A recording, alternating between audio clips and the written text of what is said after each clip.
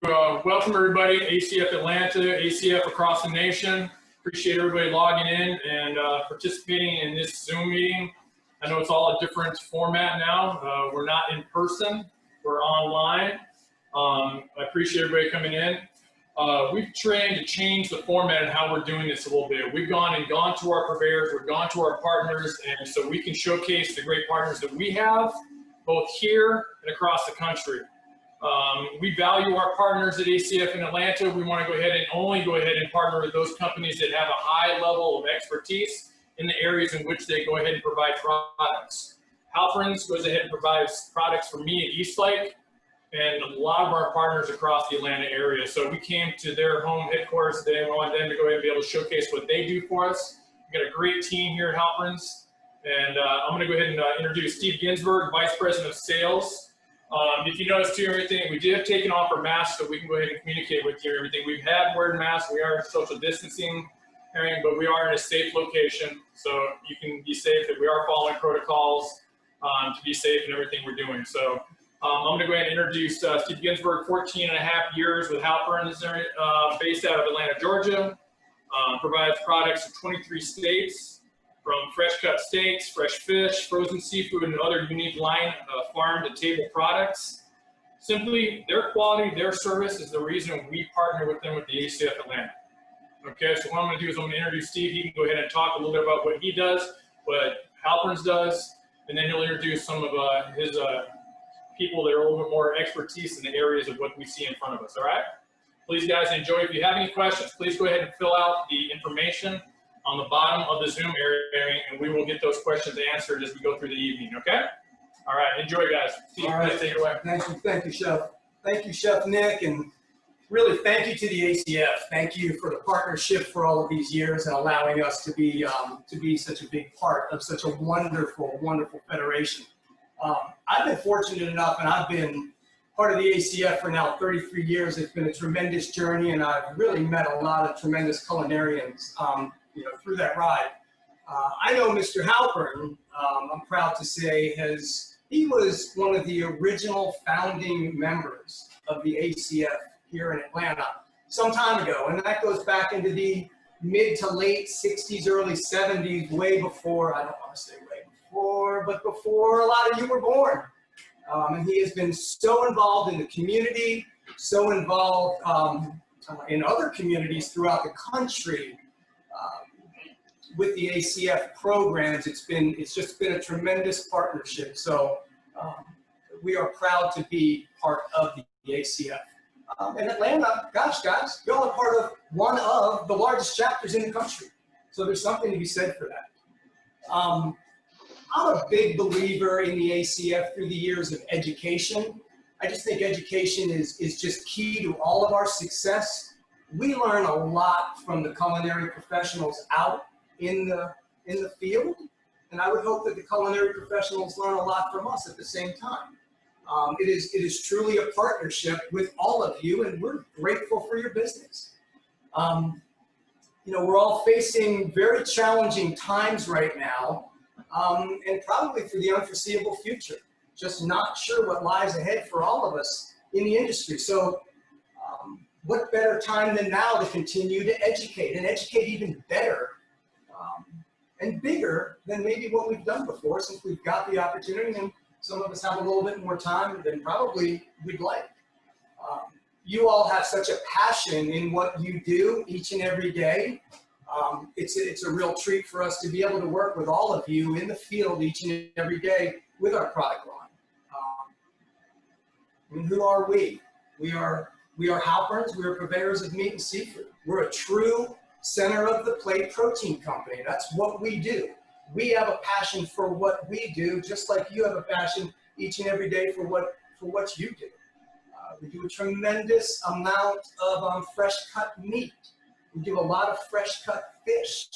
We cut and portion veal, pork. We do specialty. We are very unique in what we do in terms of center of the plate proteins for your guests to be able to come in and dine and enjoy what you do. And there's nothing more rewarding than going out in that dining room and just seeing and feeling the wows of your customers and your guests in terms of that experience. That's what it's all about. Really is a great dining experience. We can only supply the great raw products. It's your talents and what you do with it. And we're going to be fortunate enough in a little while as we go through this presentation, we're going to go live to Chef Russell Slate's kitchen at the Manor, and we're going to show some of that product that we have produced today, or he has produced today. We partner with some of the leading and most dependable vendors in the world. And we're going to talk a little bit about that when we talk about some of our cuts and some of our product lines. So sort of as a setup for the educational piece, tonight we thought we would present to you, Know Your Butcher, right? What do you know about your butcher? Have you been to their facility? Do you understand their cut shop? Do you understand how they buy product, how they receive product, how they produce, how they pack product, how they produce, how they deliver it? Right, there's a lot that goes on to it. I've been fortunate enough tonight to be able to put together an A team to come on in here and work with me. And I want to I'd like to introduce Chad Eben, who is a senior merchandiser for Halperns. And I'd also like to introduce Ryan Geis, who is our senior production manager. And what I'd like to do is allow them to take it away, talk about some of our meat programs, talk about some of our unique cuts, and then we're going to come back in as we wind down towards short ribs, and we're going to take it over to Chef Russell's kitchen. So, Chad? Thanks, Steve. Good evening, everybody. My name is Chad Eben, and I'm the guy in charge of the beef merchandising for Halperns, and based here in Atlanta. Thank you for your time tonight. Look forward to talking a little bit about beef and steaks. Steve called me up about 2 weeks ago and said, hey, I need 10, 12 minutes on beef. So I started thinking, well, what would they like to hear about? So my goal tonight is to talk about a couple of things and what we do at Halperns and as an industry to get the best possible steak to you delivered on a consistent basis. Ryan Geis here runs our cut shop, so I work in conjunction with Ryan very, very closely. So you see some of the steak cuts out here. I'm going to go through a little bit about what we do, partnering with JBS. They're based in Colorado, and their plant that we buy most of our product from in Nebraska. We go through that, and then Ryan's going to talk a little bit about some of the different cuts that you see in front of you here. So, Polly, I'm going to go from page 1 to page 2 on the presentation, and simply what makes a great steak. And I think there's 3 things, and there's 3 things that we can control, right? Breed, which is the Angus breed, and we'll talk about more on that in a second. Grade, we're focusing on upper 2/3 and upper prime, and again, we'll talk more about that in a second. And lastly, aging, and that's where I work a lot with Ryan, because we're always going through our inventory to try to figure out what we have that's ready, that's aged and ready to be cut. So Polly, if you go to page 3. I took this picture of myself last year when I was in Nebraska of these two Angus cattle. What's an Angus cow look like? This is the answer. So why Angus? Why not Hereford? Why not whatever? And we'll get into some of that, but the Angus cattle are really known for being really, really hardy in cold weather. They were imported from Scotland 125 years ago. And so they really do well, and we'll look at a slide here in a second, but they do really well in the upper Midwest. The feed yard that these cattle are in, the feed yard that those cattle are in, there's 100,000 head of cattle in that one yard. Obviously, you can't see all 100,000, but there's 100,000. And when I was there that day, they had about 80,000 there right now. And in the background, you can see the elevators where they store all the corn. All that's gravity fed down into the feed yards and the bunkers. So the other thing about Angus cattle, they do better in colder weather. They have traditionally and historically marbled so much better. And that's what we like in the steak. We want the marble. So that's why we focus on the Angus cattle. Paul, if you go to number 4.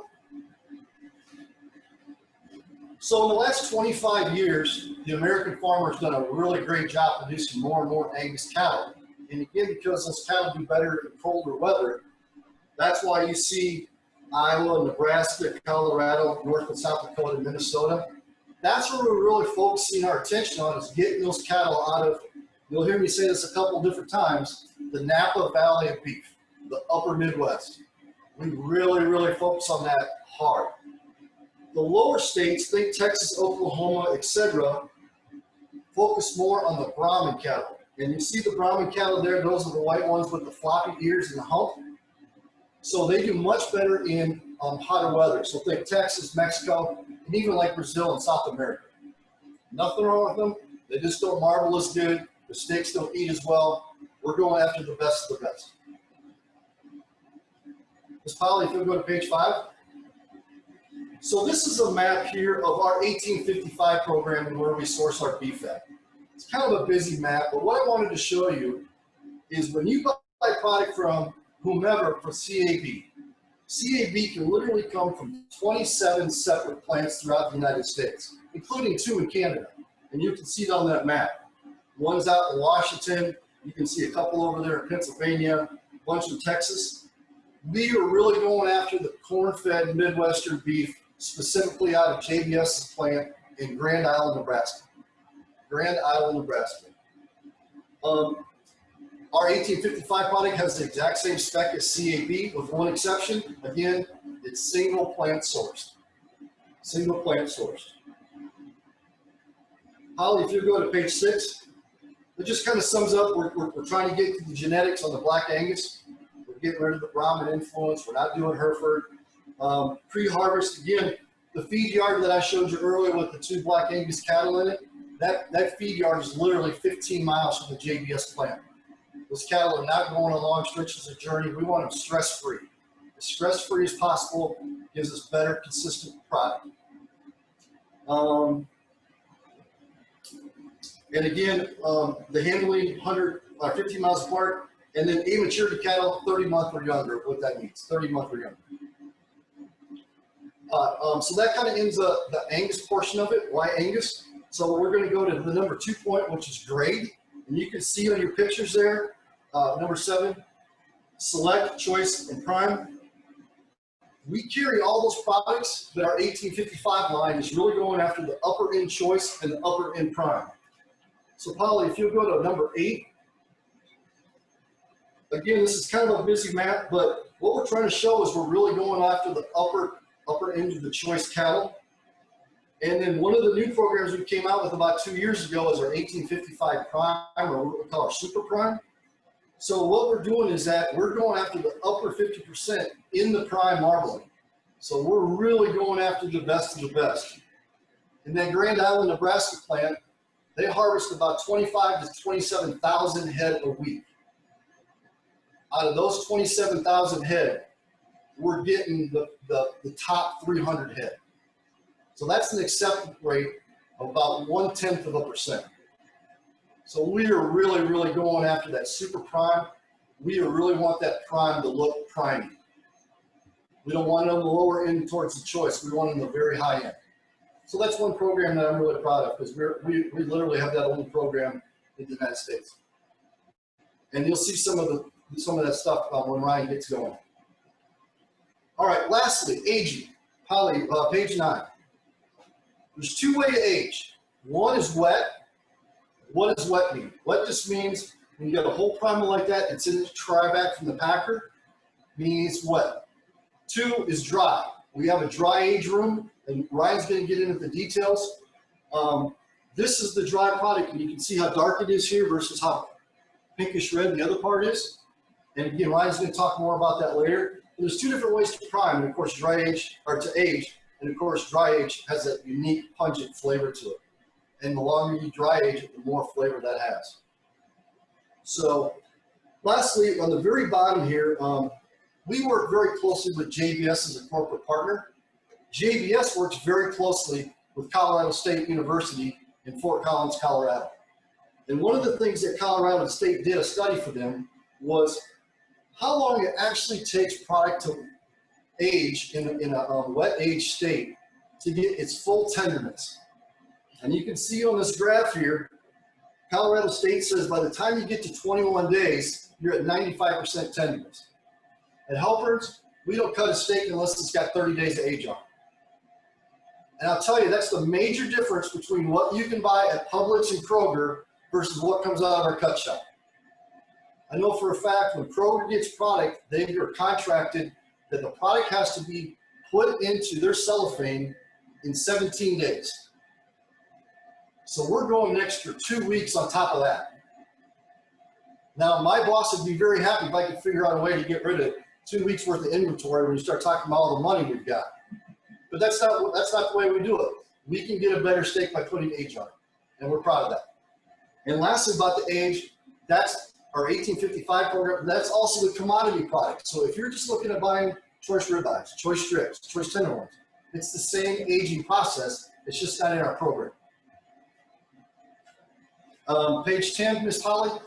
And again, what you're seeing on the paper is exactly what you're seeing here. And again, Ryan's going to go through that here just in a minute.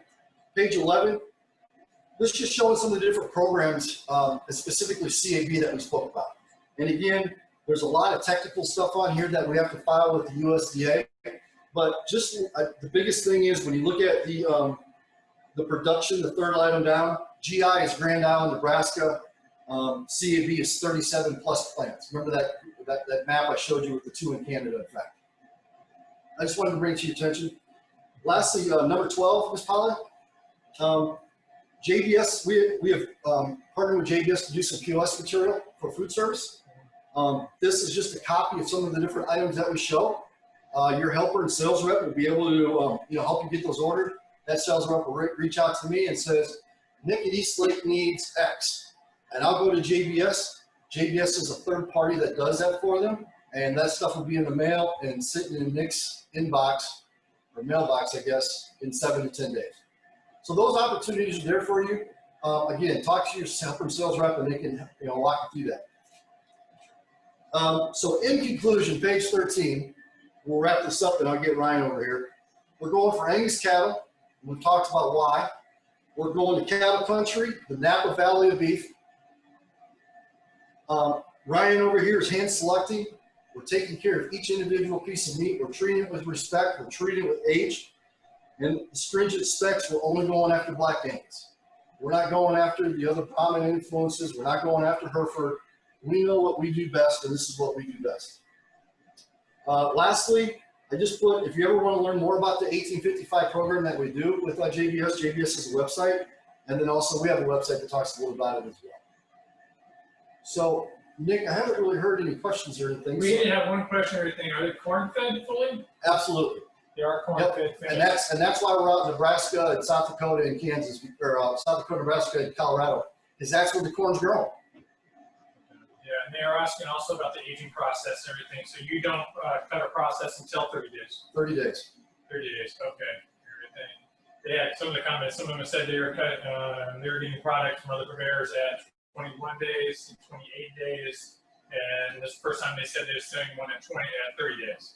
So everything, so that makes a huge difference from, I guess, from what you guys are doing. Yeah, it's the difference between, like we talked about, getting that Kroger steak or getting that Helper steak, because that's about the same age as what you guys are talking about. Okay, yeah, that's what we were getting a lot of comments from the back and everything that you mentioned, that 30 days and everything. Yeah. They haven't seen that and everything from a supplier on that, so that made a huge, a lot of thumbs up. Right. That's a really key ingredient. I mean, obviously we're starting with really great quality product, but then when you put that extra age on it. And then they're talking, and they had some questions, and they just asked for you guys are going to go further into the wet and dry. I told them, yeah, you're going to go to that. Yep. So I'm going to turn it over to Ryan, guys. Ryan is an awesome guy. He's a great manager of people, and he knows the beef department well. He runs our cut shop in Atlanta. I love to go down there and talk to him 3 or 4 times a week, and we just talk about what's going on. We talk about the markets, and I really enjoy his knowledge. He's fun to talk to. And, again, he's the kind of guy, too, that I say, hey, man, I need you to start cutting or start working on some of this, and he does it for me. So he's a great guy, and you'll learn a lot from him. At that point, I'm going to turn it over to him. Thank you, everybody. Thanks, Jeff. Good work. Good work. So it's really key. It's vital that Chad and Ryan work very closely together. And Chad knows exactly what Ryan's going through. Ryan understands what Chad is buying, what's coming in, how it's in the coolers, wet aging on the shelves. But then you take that raw product day in and day out, and you present and you cut each and every day some beautiful steaks. So you want to talk about what to do? Yeah, so I'll hit on a little bit with what Chad said about the wet age. So for us, for wet age coming in, I don't like to bring anything inside the cut shop, like Chad said, with anything less than 28 days age. Now, on my inventory that I keep, that I go through every day, my first thing that I do in the morning is I go through the inventory of what we have in the cooler. And that is roughly about anywhere from $2 to $3 million worth of raw material in the warehouse at any given time. And I age that, I'm looking at the age, what product I need for the day to get through, and I'm putting that on a list for my guys to go and pull into the room. So I'm looking for anything, like we said, anything from 28 days and up. And now the benefit and kind of the bad side of having Chad having me right in the building is if I'm running too close on product, he's a phone call away. So, and he'll hear from me if I know that I'm running too close on age on product, and he'll let me know, like, I've got this backing up, I've got this truckload coming in for you next week. And it allows me to kind of just plan my day and plan for, you know, the entire week, really, because I try to plan out a week ahead with my product. And then Ryan, you would work very closely with your sales representatives, right? And they would contact all the culinarians out there and let them know, hey, X, Y, and Z is running a little bit long, got an opportunity for you, right? Yep. Yeah, so, I mean, and we always have an open relationship in the cut shop with any of the sales rep. You know, it's their cut shop as well. It's like, I like to call it for them. So if they call me up and they know from me, I'm going to tell them exactly what it is. You know, strips, I have strips running right now. I have 36 to 37 days age. No one's going to be able to touch you on the street with that strip, with that type of age. And with our trim level that we bring things down to, the specs that we try to get through for each one of our customers is we have a program as far as how we follow tickets through. Our QC program, you've been a part of that a lot too. Our manager signature program, that we take a lot of pride in how we put out our product in the cut shop. They're asking whether or not during the pandemic has caused anything on a supply issue for you guys getting products to you. I've had 3 questions. Well, yeah, I mean, through the pandemic, I mean, luckily, like I said, for us, we have a warehouse that we're able to stage anywhere from $2 to $3 million worth of product, right? So luckily for us, you know, we were able to keep some of that in. We were still rolling. And you got a lot of thumbs up. Yeah. We're essential, so we need to still have product in the room. We were still cutting for people. People were still, so a lot of our customers relied on the takeout, you know, the curbside service, more or less. You know, and we really only saw kind of a lull that went down as far as kind of, what are we gonna do with all this meat for 2 weeks? And then we started seeing an incline back up. Yes, you know, just with everyone else, and you know, we ran a little bit longer on age than what we need to be, but we're able to cut that up, still be able to put out a good product. I mean, to me, I would still eat a ribeye steak with 60 days age on it. You know, that's my sweet spot. If I find something like that in my cooler, I've got a personal ticket in coming up for me. Same with Chad, you know, he knows if anything's aging well, and that's the pride that we take in as far as the product coming into our room. Obviously with tenderloins, I like to try to keep it under that, closer to that 28 to 30 days age. I don't like to try to go too long on tenderloins. Strips and ribs, you can push the envelope with those, especially with strips. Strips, you can kind of push that out. I mean, you can go as far as, you know, 35 to 40 days age before you even bring it into the cut shop and still not even worried. So, you know, of any type of gas, you know, being wrong or the sour of the meat. So, I mean, so that's it on the wet age. Now with the dry age, it's something completely different. Now with the wet age, I don't like to put wet age into the dry age room with no more than 21 days age. Because I still want that kind of, that process to be able to age correctly inside of the dry age room. So once it goes in the dry age room, our room can hold up to $500,000 worth of meat. At the top end of it, I've seen us be able to handle about $750,000 worth of meat in our dry age room. Now, when it goes in there, again, I'm not going to touch that meat for another 28 to 35 days age. That's minimum of what I want to go out of the dry age room. Minimum. Now you've got customers, it might be, Steve Ginsburg might call me up and ask me for a customer that he wants a product that is aged further up. We have a customer, believe it or not, he wants what he calls the funk.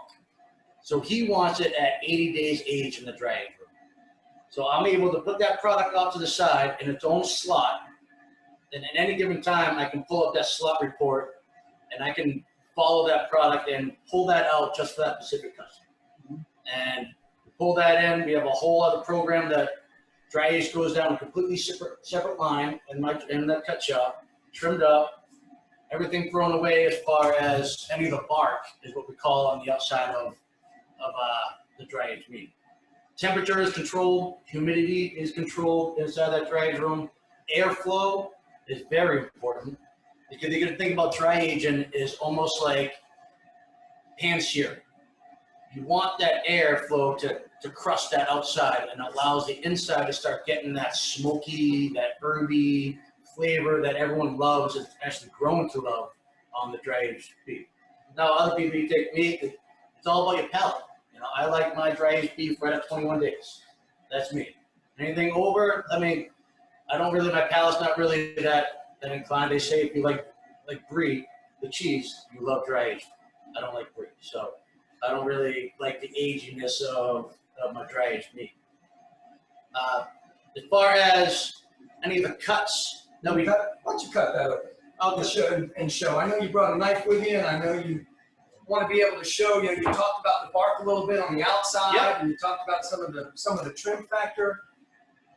So just to kind of give you, that's the bark before. And you can see that kind of outer line of that smokiness, that shear that I was talking about that happens on the outside of the strip.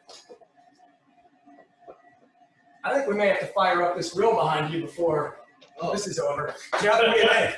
That might have to happen. People are reconsidering their ideas of dry age. So that is a dry age strip. Beautiful. So that's what comes from the bark of it.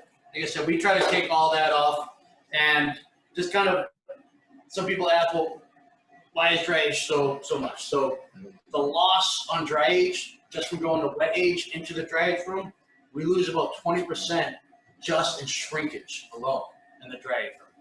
You gotta think of yield loss, 20% off of a piece of meat is pretty substantial. I only wish you could smell what I can smell from here on that dry age. It's just got, for lack of a better word, just that earthy, kind of funky, just It's kind of mushroomy. yeah, Yep, man, exactly. boy, that smells great. So that's beautiful and a beautiful cut. So let's come over here for a minute while we still have some time. Let's talk about some of the unique cuts that Halperns can offer and cut on a daily basis. Well, I mean, everyone knows about the center cut tenderloin, right? I mean, that comes from point A to point B on a tenderloin, right? That's your center cut tenderloin, sitting right there. On any given tenderloin, 8 ounces, you're only going to get max 5 tenderloins on it. A lot of people don't know is about the Metro, which is a single split, double-sided, and that's your Metro. The only difference is you're just keeping that what we call the large ear, or the large chateau wing. Well, cut it down there. A lot of people, that's the butt tenderloin. So I mean, that's as far as getting on your plate, a nice protein tenderloin at a cheaper price. I mean, that's the option to be able to get that through on the table. And then of course we always sell the smaller cuts. And What that are those is, range from in sizes? I mean, we like to save all of our 3 ounce and 4 ounce medallions, because that's what you're going to get right off the front and kind of off the tail of the tenderloins. So we try to stick with just a 3 ounce or 4 ounce medallion. Yeah, we did the 3 ounce for the PGA Championship. Yep. Yes. It's perfect for that surf and turf. You know what I mean? Type of ordeal. Drop that. Okay. And the cuts were spectacular on the pieces. 3 ounces were 3 ounces, And just so everybody's listening and everything, the 3 ounce medallions that we had for the PGA Tour Championship, we seared them, served them, and the players and our sponsors had to eat those with plastic utensils. And they were able to cut through and eat with plastic utensils. That says a lot about the meat.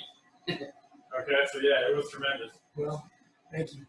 Once again, you got to buy it right, you got to age it right, you got to cut it right, and then it's all what you do with it as a culinary professional. So Cooking it right. let's talk about some cuts before we. Some of the cuts real quick, just on this table alone. Try not to mess up the garnish. Okay. This is, our tomahawk chop. The average, the smallest you can really cut on the tomahawk chop is about a 38 ounce, 36 ounce tomahawk chop. We did a double here, just kind of bring it up. We get a few orders for a double bone. That's about a 65 ounce double bone tomahawk chop. Real quick, we got a French bone-in tenderloin. Something unique. You don't really see that too often. And that's because you're only able to get one or two per whole short loin. So that's kind of a little unique. Ryan, say that again. Say that again. How many? Explain that. On this bone-in 30 seconds. French bone-in tenderloin, you're only going to get 1 to 2 French bone-in tenderloins per short loin. And short loin is how big? About 28 to about, I'd say 26 to 28 pounds, whole short loin. So we're going to go over to Chef Russell in a little while, and he wants 30 French bone-in fillets. I gotta break down 30 short loins to get those. Yeah. Please understand that. It's sometimes you'll get that phone call. I want. A little bit goes into it. Please understand that's where there's some pricing challenges. So we can cut it. We can do it. I'll cut anything you ask me. I know you will. Yeah, I know you will. All right, continue. So this right here is, this is your porterhouse. T-bone is, as on the one-sided vein, so it's still a porterhouse steak. I just cut that, that's a 40-ounce porterhouse steak right there. I mean, that's something that easily that Chad could take down. I've seen him do it. Moving along, this is your ribeye Delmonico steak.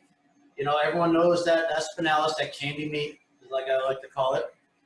That's our center cut. All this right here is some prime and some 1855. I try to do a little mixture for everyone out there. I don't know if you can see the marbling on that. Then we got our center cut strip steak. Going from that on a strip loin, a whole strip loin, you're only going to get this is a 16 ounce, you're only going to get 7 16-ounce steaks out of a whole 14 to 16 pound strip loin. So that's another beautiful steak. I mean, and we can do a lot of different things with that strip. We just can't, another day, another time, come over by the Halperns shop and we'll walk you through. Now this is bone-in strip, KC, as we like to call it. That's just the bone running down. That's give you that little extra flavor as the bone does on any type of meat. So, I mean, these usually go at another pretty good deal as far as the strip side because everyone loves that strip and the tenderloin porterhouse. Kind of the KC, I feel like it gets left out a little bit. So, show some love to the KC. You've got, this is our 12-ounce center cut tenderloin. Yeah, and that's our barrel, and that is going to come from right in the middle of this tenderloin, and you're only going to get, if you're lucky, 2 12-ounce barrel cut tenderloins out of a whole tenderloin, if you're lucky. And then this is your cowboy steak. This comes off of kind of a little brother of the tomahawk. You just got to figure the bones are cut down. And we cut, there's a 7 bone. This is, I'm going to say that's probably the 4th bone, 4th rib, coming off of the whole export rib. Again, whole export rib, only 7 ribs getting off of that. So it's only 7 cowboys you're getting off of that. And that's kind of what we got as far as unique cuts, kind of our specialty cuts, more or less of what I'll say. As far as, what I think we do, our bread and butter is right here, what I just showed you. Well, and as we get through these challenging times and as we move forward some months down the road or into 2021, should you have interest in coming down and touring our facility and visiting us, we'd love an opportunity to take you through and really see what we do hands-on in that cut shop each day. Now, all that being said, we've kind of winded down the summer months. We're getting ready. We're in September, believe it or not. We're heading into fall. What a better time, no better time really than to get into braising season, right? So we're gonna get into braising season, and we're gonna flash over in a moment to Chef Russell Sleight over at the Manor. But beforehand, Ryan, why don't you just show a couple of the unique cuts on the short ribs? Because is there a better braising item than a short rib? I don't know. Yeah. I don't think there is. I don't think you'll be able to find one. Wonderful. So Now, some of the unique ones, one of my favorites, is the handlebar. yeah, So that is a 1-inch French on either side, hence the handlebar, short rib, kind of sexy on the plate, I think. You know, I think Chef's going to show us one of those completed in a few minutes. There you go. I mean, that to me is one of my favorite things to see as an order going out. I think that's just a unique, cool little It item. is. Along with what we call, our mini French. Mini French short rib. So that's a 3-inch bone with the 1-inch French mini short rib. So that's another kind of cool little unique item. We do an ossobuco, a bone-in ossobuco. So this is the bone. We wrap that short rib all around there and we tie that. You can either tie it. Some people, they ask for a netting aspect of it because they feel like it holds it a little bit better for them. I like the netting. It's the old school kind of way. I like the string aspect of it. And then we've got the single bone tomahawk short rib. Those can range anywhere from 16 to 18 ounces, and you can get it a little shorter as well if you want to. I mean, and there's so many different variations of short ribs that we can do. We didn't have enough room really to put them all on here. Now this is what we call our pinwheel short rib.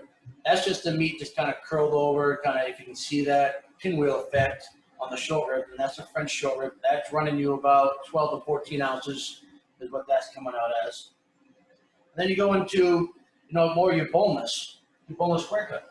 Yep. That's just as simple. That's a beautiful piece of meat, well marbled. Braise that, it's going to fall apart again with a fork or anything that you do. And this is what we call a square cut, our rectangle cut, more or less, short rib.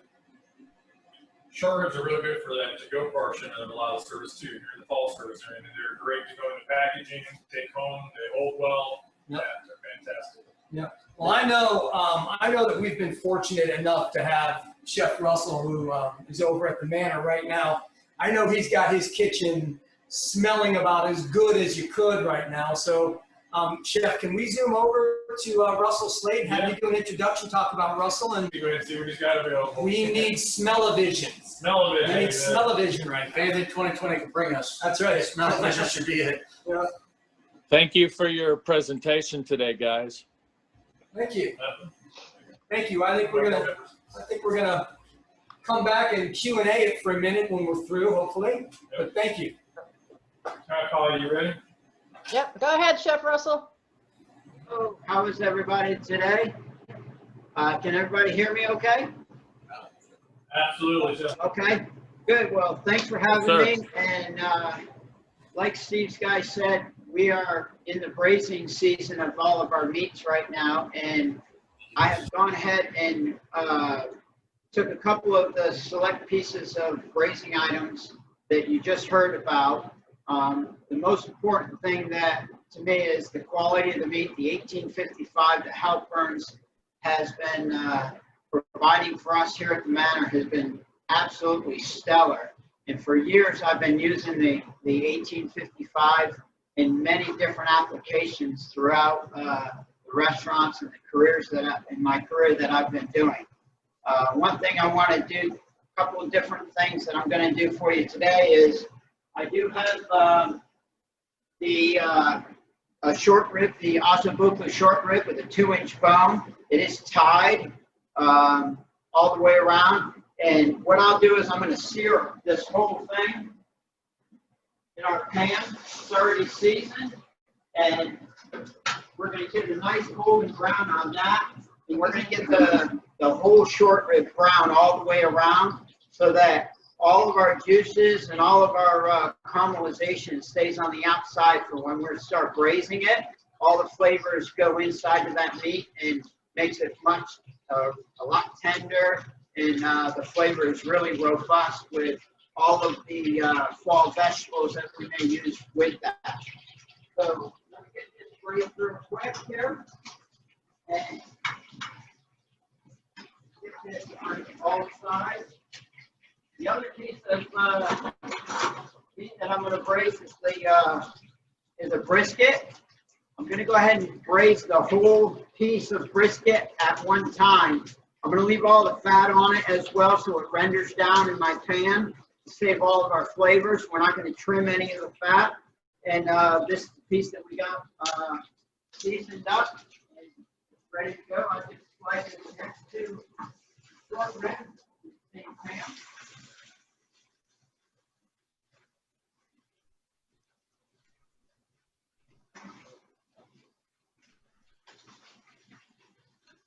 Once we get our meats all seared all the way around, we'll add some vegetables, some mirepoix to the pan. Deglaze it with some red wine, some demi-glaze, put it all in one pan, and then we're going to roast that in the oven at about 250 to 300 degrees, depending on how hot you want to start it, for a good 2 hours to 2.5 hours. Slower, the longer, sometimes is better. Depending on how thick the actual piece of short rib that you have is.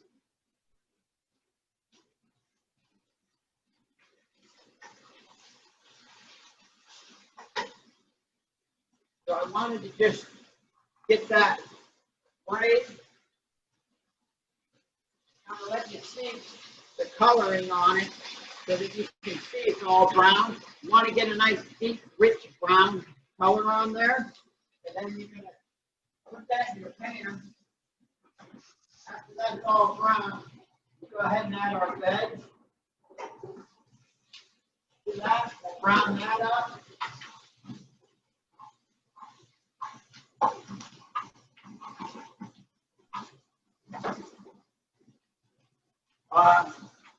Whenever we're doing the final steps in the braising of it, the number one thing that we like to make sure is that all of your braising meats are completely covered in the pan with your liquid so that it doesn't dry out on the top or have a tendency of getting like kind of a little barky on the top of it. You want it nice and moist.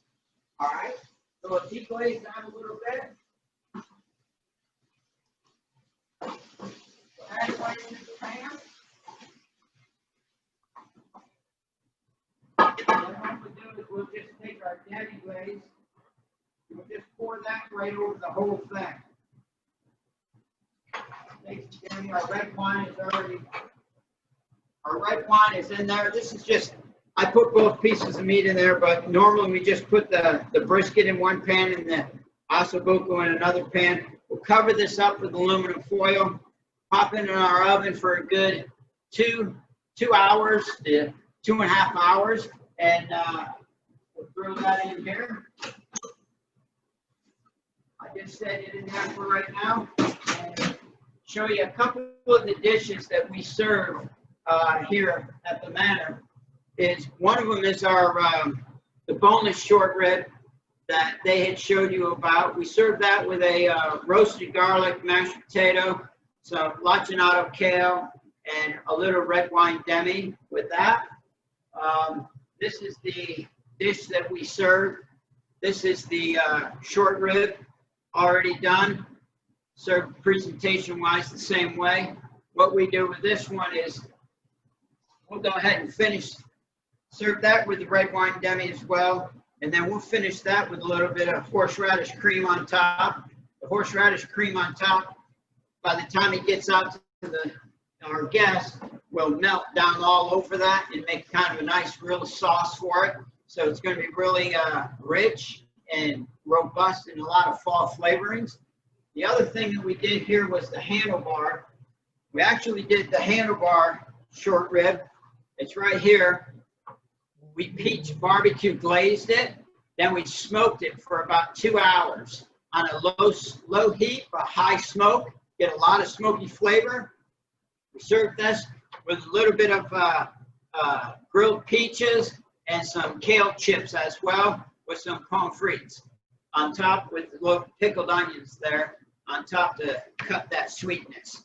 So these are 3 of the items that we have at the manor that we'll serve. That, you know, buying this the proper 1855 cut steaks from Halperns has done us the consistency like they talked about earlier. I've never had a problem with any of the consistency. The aging of it is fabulous. The marbling in all the meat and the consistency of their cuts from one box to another is always the same. I know that doing the boneless short rib sometimes it's a much thicker piece, so it takes a little bit more time to braise than the smaller ones. But no matter what application you do for any of the meats, I can assure you that the quality of the meat that we get is just absolutely spectacular. You know, the steaks that we're also serving here at the manor, we are using all 1855. We use the filet, we use cowboy ribeye. We also have bone-in, the Kansas City strip steak that's right here. I cooked a couple of those and kind of displayed those so you can see that, what the finished product looks like on that. And it's absolutely some of the best eating meat that steakhouse or any restaurant can serve to you from Halperns. The luxury of that is however you want them packed, as far as if you want it packed single steaks or bulk pack, Halperns will definitely the way you want them. And with that note, I appreciate everybody tuning in and taking a look to see how we prepared the meats for you today. Holly, you had a couple of questions that came across. I wasn't able to see them and everything. Do you have some of the questions? Yes. Well, how do your members prepare the short ribs? Do they have a favorite dish? Which one of them? Actually, this is their favorite one, is the ossobuco with a bone in it. We've served this for about a week now as a chef special, and that will go on our fall menu, which will roll out the end of September, probably beginning of October. But this is definitely my favorite. I saw one chef that they're asking about what cut do you guys recommend and everything for grilling? For grilling, outdoor grilling, barbecues. What cuts? For the outdoor grilling, you know, personally, my favorite is probably any style of the New York strip, whether it be the Kansas City or whether it be just a 10-ounce center cut 1855 New York strip. I think both of those cuts you can't go wrong with for grilling outdoors. It gives great flavor. You know, on the grill, sometimes, you know, the thick cuts of ribeye work as well. And all of the 1855 eats extremely well for grilling outside. Yeah, one other question. You get seasoning from your steaks. That's a secret. I don't know if you can have to let that out there. Your favorite seasoning for steaks? You know, personally, just, you know, simple food done well is the best. Seasoning is just plain salt and pepper. Personally, I think that too many people will add crazy seasonings and don't let the meat actually eat the way it should eat, which is natural beef flavor. Yeah, that's exactly what I should. Yeah, perfect answer, Chef. Salt and pepper. That's it. Hey, Paul, you got any other questions from the members? Okay. Let me check. Hang on. I'm on full screen. Give me just a second. Great demo, Chef. Fantastic. All right, we're watching the guys right now. They were cutting a couple of those steaks. Yeah, we're going to. You want to come back and everything, and we can do a little Q&A and some stuff. Yeah. Thanks again, Chef, for your demo. Thank you very much. Appreciate it. Absolutely. All right, are we live? We got lots of hand clapping here. Yep. All right, are we back live? Chuck? Yep, everything popped. We're back on screen here. Yep, just start talking. I'll put you on full screen. Go for it. Yep, you're All back right, on. so Chef Russell, I know you can hear me, and on behalf of us and behalf of all the culinarians out there, a big thank you. Really well done. You know, for years and years of being part of this federation and coming in and doing presentations, I'm used to standing in front and looking out and seeing 80 folks and very engaging and very interactive. This is a different way of doing it. It's what we have to do now. But Chef, I got to say that was really well done. Really Thank you well. very much, Steve. Yes, sir. Yes, sir. Yes, absolutely. So Chef Nick, you want to open it up for a couple questions? I still have my team here. If there's any questions on aging, cutting, just product in general. You can shoot them to me, Paul, anytime you want or anything, okay? Yes, they wanted to know what the chef's recipe is for the ossobuco. So We'll try to get that for you. Yeah. Yeah, absolutely. We'll go ahead and get that on the ACF website if we can, okay? If the chef is okay with that. Yeah, absolutely. It's 1592 Manor Club Drive. Well, Oh, yeah, that's awesome. we're all over here wondering what time you're open till tonight because I want to come out and eat that short rib. Well, I'm sorry, Steve, but I think by the time you get here with the guys behind in front of this computer, this will be gone. But we have more for you. Just send them to me. Steve, explain a little bit more about Halperns to me. Some of them I don't believe understand everything, that you are your own distributor. Yeah, sure. So we are Halperns, purveyors of meat and seafood. We have 7 divisions throughout the country, and we are a full service production facility along with boxes of, you know, as Chad had talked about from a merchandising standpoint, he's buying his boxes of tenders and strips and ribs and, good gosh, short ribs and flat irons and export ribs and short loins and all of the above. And we age the product in-house, and then we distribute on our trucks into, I think it's closer to 28 states now, honestly. So you're not a supplier to other suppliers. You No, are the direct supplier. We are a supplier to restaurants, country clubs, caterers, hotels, cruise lines, airlines, retail, everything, and a direct ship.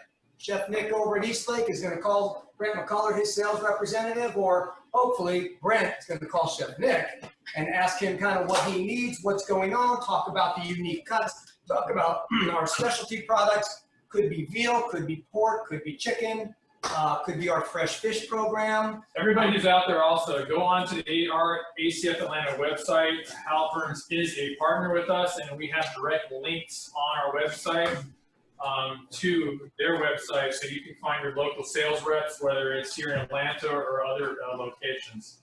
yes. So they go on to that location or website, and we do have their contact information on our website. Yeah, and just as easy too, I'm going to throw it out there while I've got a minute. 404-767-9229. 404-767-9229.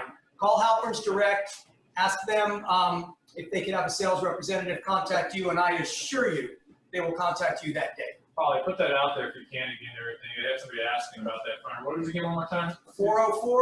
404-767-9229. Perfect. Yes, most recently, it was in our newsletter. Our Halperns was our featured partner for the month. So all of their links, if you go back to your newsletter, if you click on that, it has all of his information, as well as it'll take you directly to his website. So we've got everything for you, and I'd be happy to share and send out everything. I'm director at acfatlantachefs.org. Yep. You're like every cut, I'm putting on 2 pounds, they said. That's phenomenal. It's only 18 ounces. 18-ounce cuts. Look at that. Yeah, they're beautiful. That is I beautiful. wish they could really see the marbling in some of these. The marbling of this product is tremendous. It really is. And Chad? Brent, grab a couple of those sticks and just hold them up for me. Right, because the marbling they have is just unbelievable. Right, I can zoom right in on that. So yeah, that is beautiful. That is cut from a subprimal that Chad bought, we aged, and Ryan simply cut tonight. Nice job, gentlemen. Yep. What other questions might we What have? else you got? Everything probably forgot, and they're getting them feeds. Oh, you noticed everything. You had some other products there. You guys sell a little bit other than you have some sub products. They saw the aluminum cheese. We do. We have, Jen, you want to talk for a second? You want to talk a little bit? Sure, man. Our specialty division, we have a gentleman by the name of Tom Neely out of Orlando that has headed up that division for us. In Atlanta, we have X amount of products on any given day on our specialty. Shane, you want to jump in for a second? Yeah, sure. Tom does a great job out of Orlando. We're lucky enough to be able to get this to any one of our 7 locations. So if there's something on this list, you might want to ask your salesperson about the list. I believe Tom is upwards of, what, 1,800 items? It is. It is. 1,800 items, I think he has now. What, 25 years? Yeah, and he does cheeses from all over the world. I bet there's probably 100 different cheeses that he's got on the list, which you see a few of them here. Oils, vinegars, oils, salts, mushrooms. We do a lot of your molecular cooking items, meat glues and stuff like that we do as well. I mean, the list goes on and on and on, and it's an amazing line. We can get any of it at any one of our locations, and I think it's just a matter of finding something you like on that list. 1,800 items, I mean, you're bound to find something, right? Yeah, and I would tell you that the 1,800 items that we have in Orlando, we have downsized that quite a bit out of our Atlanta division, where we probably have 100 items out of Atlanta on any given day. But out of the specialty catalog, any of those products in that catalog, we simply would transfer up from Orlando to you. And depending upon the season, there may be 15 different types of mushrooms being offered out there, or oils, or What's the salts, lead time on or it, grains. especially orders? Talk about cured meats too. That's another big one. 2 deliveries a week. 2 deliveries a week. Okay. Monday into our building Atlanta, Tuesday, okay. Thursday into our building for Friday.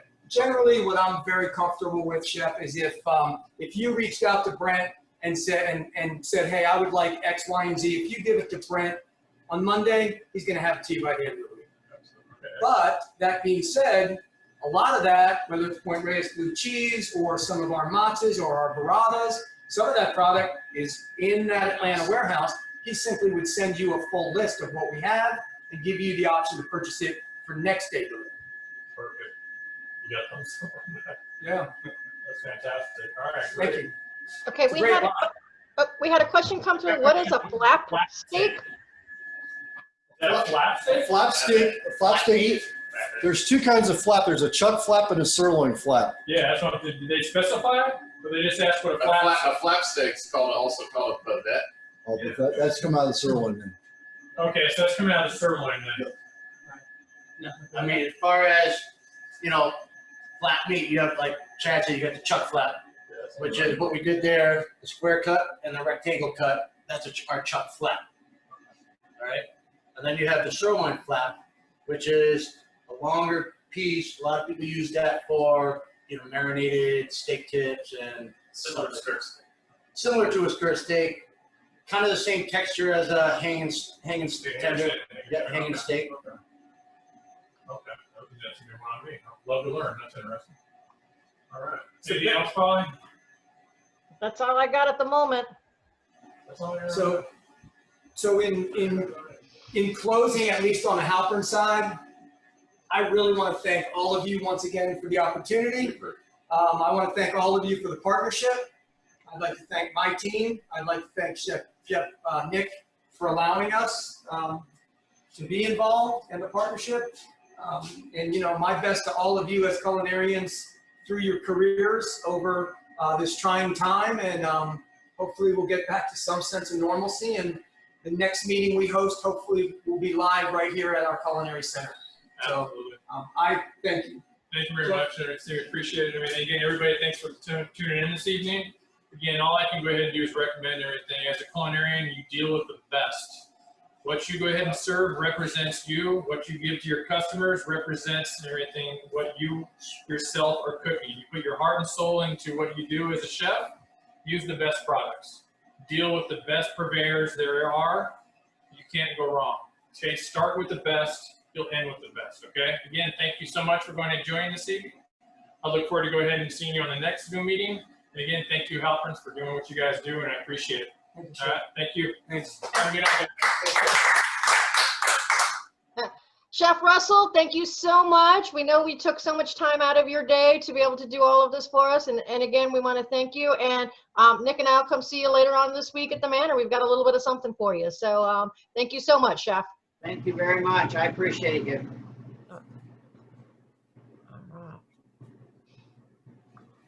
All right, everybody, we'll get ready to sign off. If anybody's got any final questions, you can send them my way, as well as if you need a CEH for this, please put it in the chat right now. I have a couple that have sent me already some messages. I'll be happy to fill out the forms and get you some CEHs. So please feel free to take another couple minutes or so and put that here in the chat, and I'll take care of that for you. We just want to thank you once again. ACF Atlanta has several events coming up.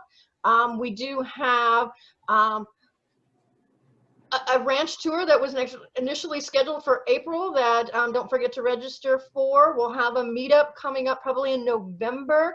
We'd like to do an in-person, but we'll see what happens as our COVID numbers go up and down. And but we're super happy to be able to get at least a small group together coming up soon. If anybody ever has any questions or need anything, don't forget to email me at any point in time at ACF Director. AtlantaChefs.com or .org. I'll be happy to help you out with anything that you may need. And again, thank you to Halperns, thank you to Chef Russell, and thank you to everybody who tuned in this evening. It is just a couple minutes after 7. There is another ACF Zoom getting ready to start or just started or in progress. So feel free to jump on the next Zoom, and thank you so much. We'll all see y'all real soon. And again, I'll hang out just a minute to make sure if anybody else needs a CEH, I'll go ahead and take care of them for you. Do I need one? If you want one. I put you down on the list. It's cool. Okay. Thank you. All right. Thank you. All right. I'm logging off, Polly. Okay, log off. You're good, Chef. Thanks. Bye-bye. Thanks, Polly. Thanks, Nick. No, thank you all. Hopefully have a great evening. Again, hopefully you'll tune into the next ACF Zoom. Yes. Yep. Yes. Okay. So, Isaac, what's up, bro? see you on Monday.